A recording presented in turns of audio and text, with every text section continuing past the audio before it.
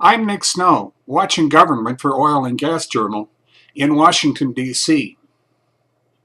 The observation was one of the few cautionary notes during the Bipartisan Policy Center's otherwise upbeat conference on the domestic shale gas boom's implications for the U.S. economy, trade, and geopolitics.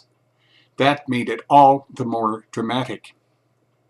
During the July 25th conference's second panel, participants were discussing whether market opportunities would let the U.S. export more liquefied natural gas.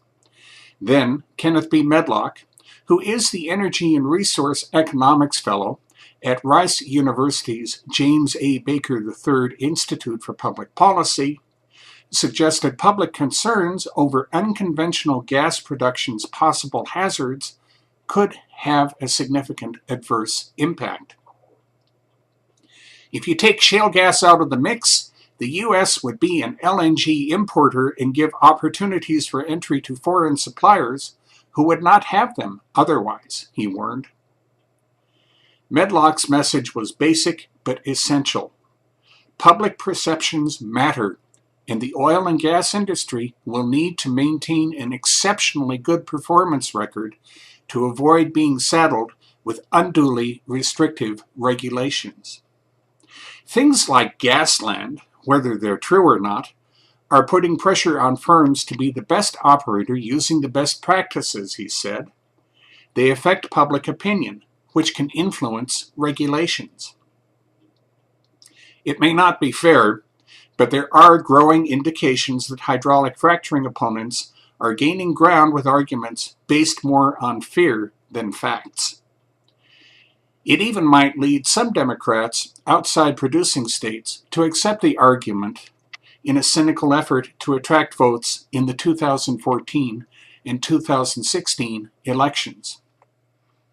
Nothing is easy, former U.S. Energy Secretary Bill Richardson told a conference on North American energy potential hosted by Washington think tank NDN on July 24th. There are environmental dangers to shale gas development. It's called fracking, but we can do it if we're careful. A day later, at the BPC's conference, U.S. Senate Energy and Natural Resources Committee Chairman Ronald L. Wyden, a Democrat from Oregon, acknowledged that committee member John Hoeven, a Republican from North Dakota, and U.S. Interior Secretary Sally Jewell both argue that states are best qualified to regulate fracking.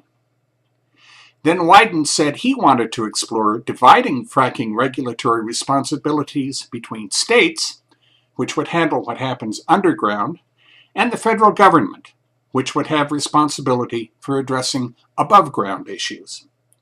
Standardized spill reporting doesn't have anything to do with geology and everything to do with public confidence, he observed.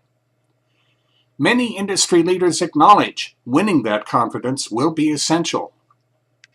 Some have warned that a major tight oil or gas incident, along the lines of the Macondo deepwater well accident and spill, would be devastating.